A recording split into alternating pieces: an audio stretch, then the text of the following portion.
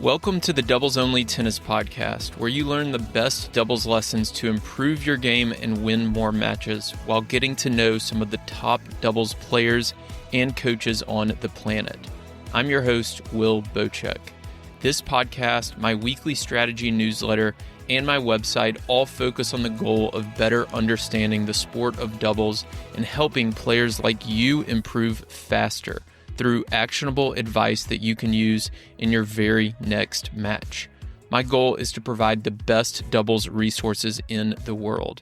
And to do that, I study, analyze, and work with players at every level of the game, all the way up to the ATP and WTA tours. If you enjoy this podcast, consider becoming a Tennis Tribe member to go even deeper and take your doubles IQ to the next level. Members get access to premium podcast episodes, weekly video lessons, monthly strategy webinars, courses, ebooks, gear discounts, and a lot more. Go to thetennistribe.com/memberships to see all the benefits and sign up. Here's today's episode. Hey everyone, welcome to this Ask Me Anything episode. It has been a while since I've done one of these, and I always get good feedback on these. I like doing them a lot, so I'm excited to do this one, and I'm going to try to do more of these in the future as well. So what I have done is I've aggregated a lot of the questions that y'all have asked me through Instagram, email, and then also a lot of my members as well over the last few months. And I've picked out some of my favorites that I feel like are common questions from club level doubles players. And I'm going to answer them here on the podcast. So we're going to go through 7 different questions that I'm going to answer. The first one is going to be on first serve percentage. After that, I will discuss how to position yourself at the net and then how to move at the net when your partner and the opponent at the baseline are rallying with a lot of pace cross court. After that, we will talk about poaching even when your partner isn't on board. So one member actually had a question about when their partner doesn't like to call plays, they're not as into strategy as they are. So should I be poaching anyways? So I'm going to talk about that and how to handle that. After that, we will discuss volley targets, when you should be going at the net player versus a different target. And then I'll talk about 2 up versus 1 up, 1 back. So those 2 formations. So a lot of doubles teams will have the tactic or the strategy where they want to get both players up to the net, whether it's serving or returning, versus a lot of teams, what is more common is playing 1 up and 1 back, where you have a net player and a baseline player. What is optimal in different situations? So I'll talk about that.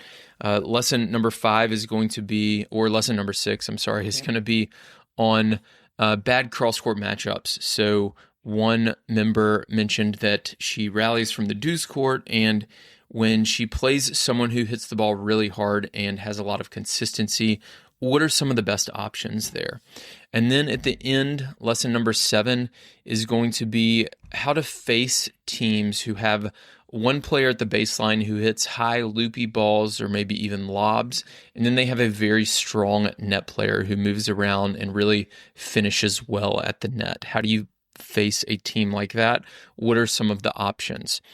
This is going to be a member episode, so if you're listening to the free version of the podcast, you're going to get the first 3 lessons for free.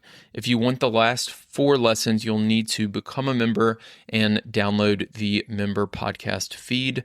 I'll link in the show notes to more information on the memberships and where you can sign up. But you're still going to get a ton out of this. As always, these first 3 questions are really good ones, and I know you will learn a lot. Before we dive into each of the lessons, a couple of quick announcements. So I've had a lot of people reaching out to ask me to do some on-court training with them. I've started to do these 2-day mini doubles camps where you're playing tennis for anywhere from 4 to maybe 6 hours a day. Obviously, there's breaks in between. And a few USTA captains have reached out to for me to do this with their team. So I've got some coming up in Austin, Texas, and Houston, Texas. And I've had interest in Miami, Washington, D.C., and a few other places. So if you're interested in this, either for your USTA team and you want it to be just closed for your team, or if you would like to attend an open doubles camp, a 2-day doubles camp, then shoot me an email if you are interested. My email is will@thetennistribe.com. You can reach out to me through the website as well, but I'm trying to gauge interest in some of these cities. To be fully transparent with you, there's two things that make this difficult for me. One is finding the players. So if you have an entire team, that makes it a lot easier. And then two is finding the courts. A lot of clubs, a lot of facilities don't like outside coaches coaching on their courts. So sometimes that can be difficult. So if you have a way to make that easier for me, then it'll make the whole process easier. And then I can either travel to your city or maybe you can come to the Dallas-Fort Worth area and we can do it here. So reach out to me if you're interested in that. One way to learn from me on the court is to go to Indian Wells next year and attend the rally trip. I've mentioned this a couple of times already. I'm going to link to it in the show notes with more information as well. But basically, I have partnered with a company in Dallas who specializes in travel, and we are creating kind of an all-inclusive tennis trip where you get tickets to Indian Wells, you'll get to sit with me and watch ATP and WTA doubles matches, and then you'll also get to play around 6 to 8 hours of tennis over the course of 2 or 3 days. We're going to be staying at the La Quinta Resort or Hotel and Tennis Resort, which is a very, very nice luxury hotel where a lot of the players actually stay. A lot of the top players stay at La Quinta. And we're going to be playing tennis there as well. So you'll have a clinic with me. You'll have a clinic with the La Quinta tennis coaches where I'll be on court kind of giving personalized advice as well. We'll have a few meals planned. I'm going to be doing a double strategy presentation there at La Quinta during brunch one day. So it's going to be a fun 2 or 3 days where we'll get to hang out, talk doubles, watch doubles, play doubles. It's going to be a ton of fun. So again, I'll link to that in the show notes. And the early bird pricing, I believe, ends on December 1st. So you want to sign up in November if you are going to sign up and use coupon code TennisTribe when you do. And then last, the serve strategy course is delayed a bit, which I feel like I say this every time I release a new course. It's probably going to be in December when I release this. I've just had a lot of travel and things come up the last few weeks where I haven't been able to spend as much time on it as I can, but I am making progress and we'll have more announcements through the podcast and newsletter soon. So let's dive into these 7 lessons. We're going to start with first serve percentage. Elizabeth from Instagram asks, how do you improve your first serve percentage? Is the main thing to practice the ball toss? I can hit an okay first serve at times, but there are spells in matches when I can't get one in. Then the more I want it to go in, the more I miss. So this is a really important topic. I recently published on Instagram all the reasons that you might get broken in doubles. So if you have a game where you lose your serve, one of the main reasons that happens is a low first serve percentage. So if we go back and look at all the games you got broken when you were serving in your last match, I would bet your first serve percentage in those games was 50% or less. So that is it can be a big issue in your doubles matches. And here's how I would approach it. And then I'll share a few drills to help you improve your first serve percentage as well. So I think the most important thing is to have self-awareness on the court and to be really observant. And this is a muscle that I'm constantly trying to improve. It's a tool that I'm constantly trying to sharpen, and you need to as well. So I'm always asking myself on the doubles court, how did each point end? So how did that last point end? Usually the point ends in an error, right? So we know 70 to 80% of points end in an error. So I want to know as much as possible about that error. Typically, I'm trying to study the opponent's errors. So were they hitting it from the deuce or ad court? Was it a forehand or backhand? Was it a high or low ball? How much pace did it have on it? How much spin did it have on it? And if I can really hone in on where the majority of the opponent's errors are coming from, then I can just give them more of those and it will yield more errors. Also tied into that is my own positioning on the court or my partner's positioning on the court. But back to first serve percentage, we need to notice as much as possible, as much information as possible about our first serve when we're missing it. So I've got 3 steps for you to improve your first serve percentage. Step number 1 is to notice when you've missed 2 or more first serves in a row. Most people have no clue. So if you get broken and at the end of the game, I walk up to you and say, how many first serves did you make in that game and how many did you attempt? What was your first serve percentage in that game? Most people don't have the self-awareness and they're not thinking about that during the match. So they would have no idea. So I want you to start to try to notice when you've missed 2 first serves in a row. Step 2 is to notice where you're missing. So some people might miss in the net, some people might miss long. If you typically hit a slice serve, maybe in the deuce court, you tend to miss wide. It can be different for everyone. Generally, I find most players miss their first serves in the net if they have a low first serve percentage. It's not true of everyone, but generally that's the first place to look. And then step 3, and this is where even if I'm on the court with a player and I notice they've missed 2 or 3 first serves in a row, and I notice that they tend to miss them in the net, I'll walk up to them and say, I want you to overcorrect here. I want you to aim long. And a lot of times they still miss it in the net. So this is the hard part. Right now, let's assume you are at love all. You go to the deuce court, you serve, you miss your first serve in the net. You make your second serve and you win the point. You're up 15 love, but you made a second serve. You go over to the ad court, you miss your first serve in the net. You make your second serve, they win the point. Now it's 15 all. So step 1, we notice we've just missed 2 first serves. Step 2, where did they miss? They missed in the net. Step 3, overcorrect. So we're back in the deuce court. And right now, what most people think is, okay, I'm just going to aim for the middle of the box. But those last 2 first serves, I imagine you weren't aiming in the net. You were aiming somewhere in the box, right? And you missed them both in the net.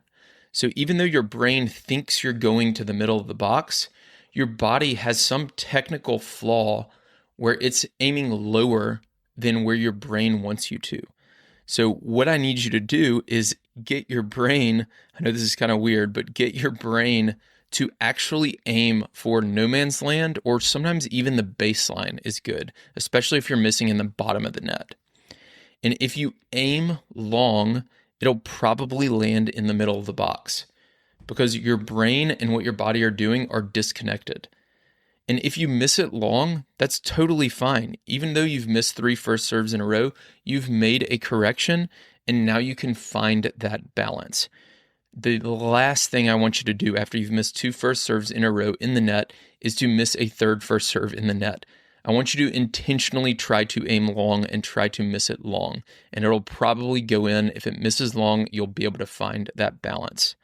So those are the 3 steps that I think about on the court. Number 1, notice when you first missed 2 first serves in a row or more. Number 2, notice where you're missing, wide, long, net. And then number 3, overcorrect. Do not miss that 3rd one or 4th one in the same spot. I want you to overcorrect, and then you'll be able to find that balance.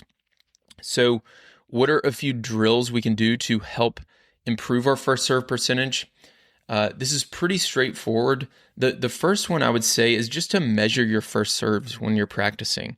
So if you can hit 20 first serves per side, hit first serve, hit second serve, then hit first serve, then hit second serve, and just alternate. And when you do this, start in the deuce court, then shift over to the ad court. There was a podcast, I think it was earlier this year, with Nate Lammons, who made the U.S. Open semifinals a couple of years ago, and he talked about when he practices his serve, he shifts from deuce to ad. So he doesn't hit 20 or 50 serves in a row from deuce and then go over to the ad and then hit 20 or 50 in a row, because that's not what actually happens in a match. And that made a lot of sense to me. So how I would probably approach this is start in the deuce court, hit a first serve. If you make it, go over to the ad court, hit a first serve. If you miss it, go ahead and hit a second serve in the ad court, then shift back to the deuce court. So we're kind of simulating a real match situation, going back and forth. And I don't want you to worry about second serves as much for the purpose of this drill, but measure your first serve percentage as you're doing this.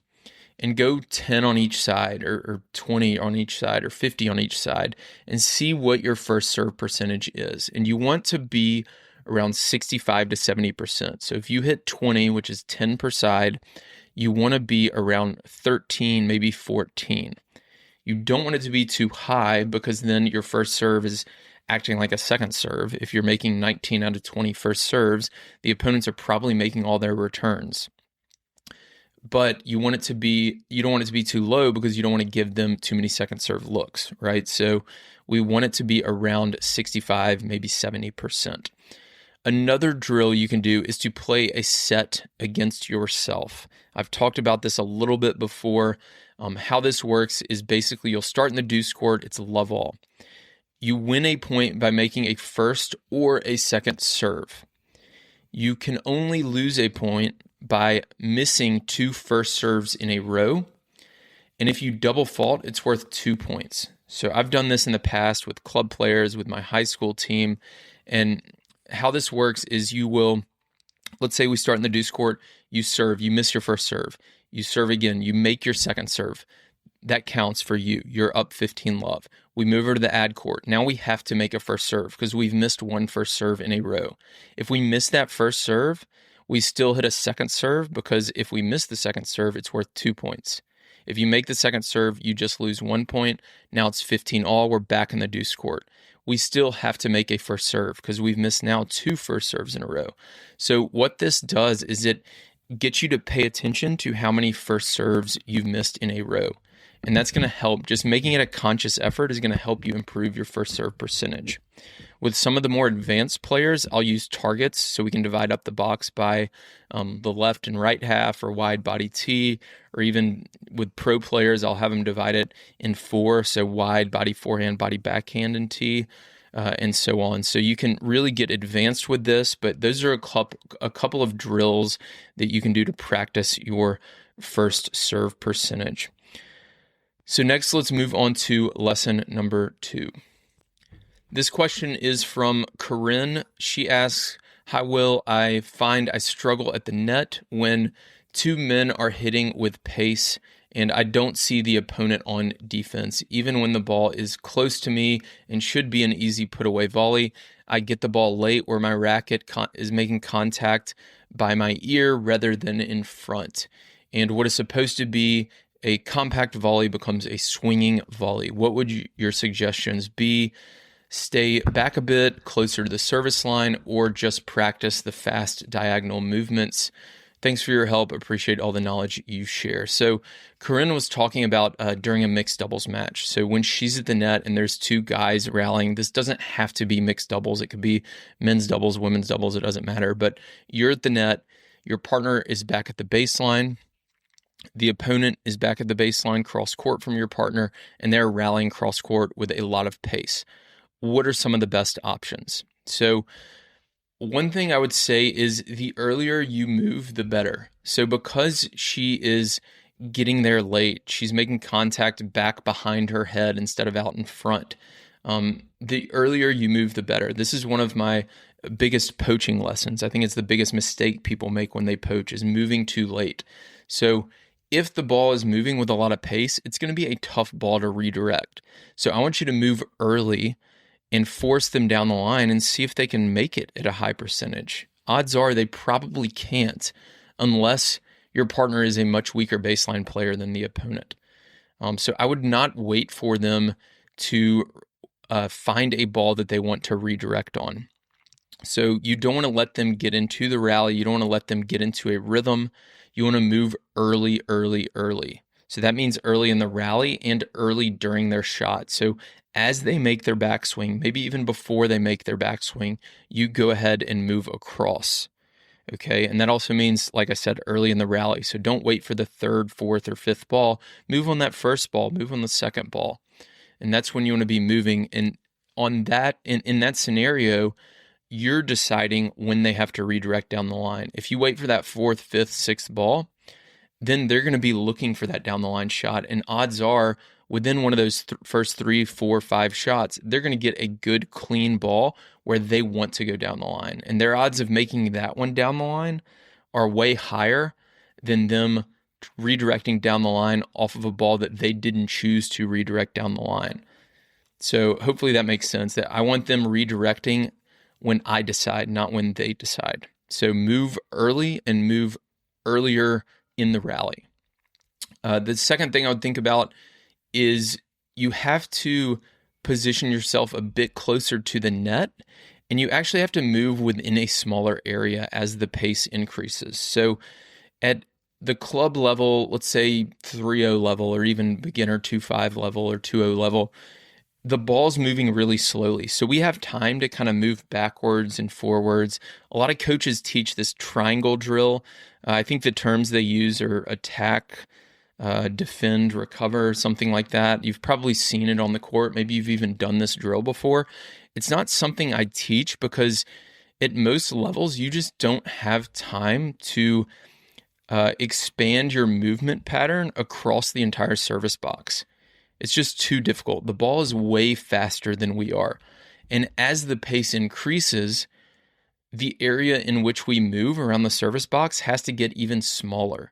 So I want you to be closer to the net starting out, and you're not going to move very much. You're going to shuffle a step or two backwards as your partner's hitting, and then as the ball's crossing the net, once you know the opposing net player's out of the play, you'll shuffle a step or two forward and you'll be right on top of the net. And what's going to happen is if you move early, if you're closer to the net, the opponent's going to feel that pressure. And because they're already hitting with pace, they're going to see in their peripheral vision that you're closer to the net and that you're more towards the middle. And they're going to either hit the ball wider, they're going to redirect down the line, or they're simply going to try to hit the ball harder and they're going to miss. So you're going to force a lot of errors this way. I really don't like that triangle drill because at almost every single level, you're not going to be able to move fast enough to make all three of these movements. So it's very, very difficult to be able to do that. So I want you to think about moving within a smaller area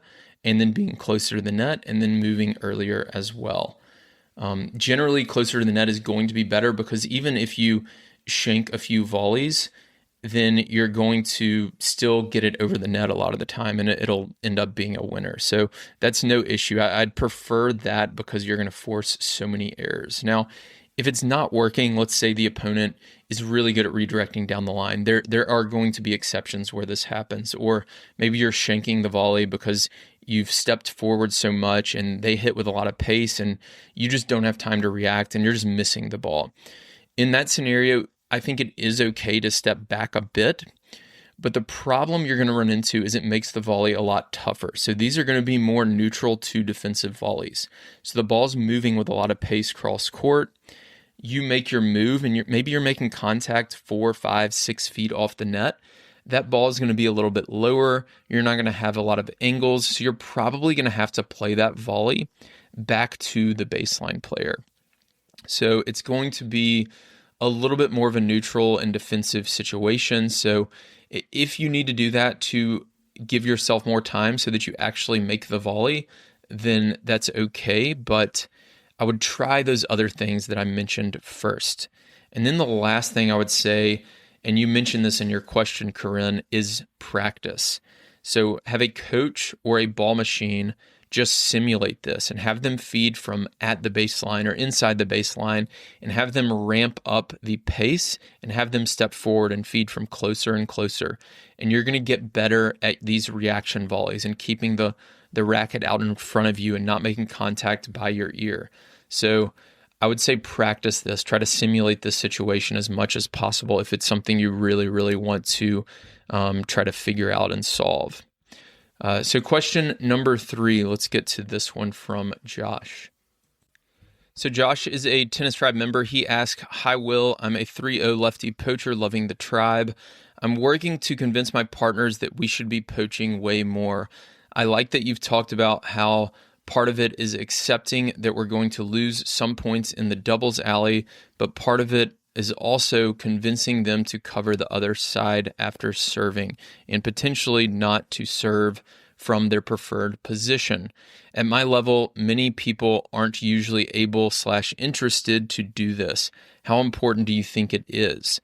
a lot of the points end by the time I poach with a return error, my winner, return winner, or my error. And sometimes they beat me with a sharp cross-court angle that the server could be running away from because these guys know I poach a lot.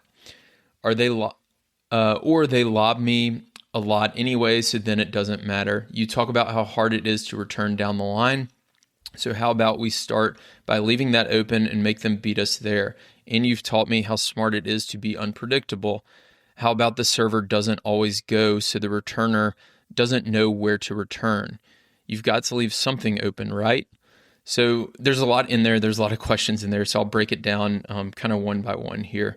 So the first thing is, it sounds like Josh's partner isn't as into strategy. He's not necessarily on board with like calling serve plays and calling poaches. So Josh might be poaching and his partner who's serving doesn't know that he's poaching. So his partner doesn't know to cover the line while Josh poaches and make that switch. He won't know it until he actually sees Josh make the move. This is not ideal, but I guess the question is it still worth poaching, even if they're not interested in the strategy or the play calling? I would say yes, because as Josh mentioned, a lot of the points will end in a different way anyways. So the question is, what are the odds the return gets back down the line in play and the server is able to get to it if they called the play and the server knew that his partner was going to be poaching at the net? That's not going to happen that often. What's going to happen a lot more often is a return error, or Josh is going to get a volley, which he might make, he might miss, it doesn't matter. But in both of those scenarios, whether the server leaves to cover the line as soon as they serve or not doesn't really matter. So I'm more worried about what happens most often. And what happens most often are return errors, or maybe it's a return winner every now and then. That's probably the least often. Or the net player gets a volley. The ball getting by you and going down the line is something that's not going to happen often. So I would say it's still worth poaching, even if your partner's not on board, knowing that you're going to get beat some down the line, like he talked about.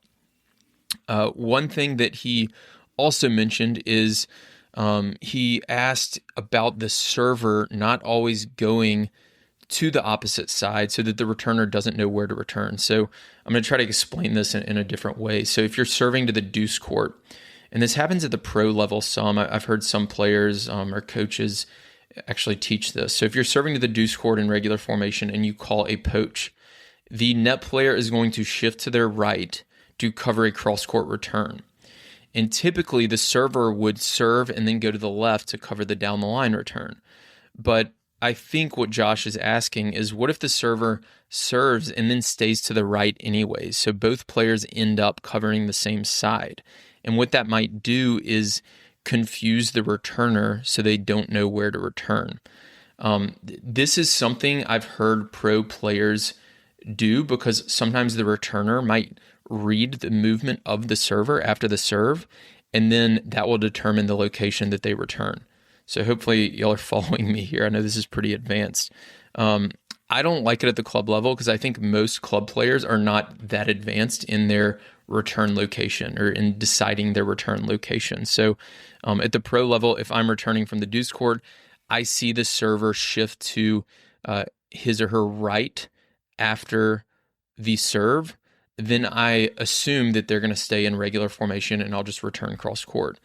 But sometimes the pro teams will not do that. The net player will move anyways. They'll both cover the same half, and then it's a way to confuse the returner. Again, I just don't like it at the club level. I think it's a little bit too advanced. I think most returners are just returning wherever they can, and they're basing it more off how early the net player is moving. If the net player moves early, they're going to try to redirect down the line. So that's how I think about that one. Generally, you're always going to leave something open. So that's another thing he mentioned. He's absolutely right about that. You're always leaving something open in doubles. So this is something that a lot of teams, when I'm on the court with them, will turn around after they lose a point and ask me, what did we do wrong? And a lot of the time I will tell them, you didn't do anything wrong. They just hit the lowest percentage shot. You covered all the high percentage shots and they hit the low percentage shot. That's going to happen sometimes by definition. If you're leaving the line open and they make it 3 out of 10 times, that means you're going to lose 3 out of 10 points.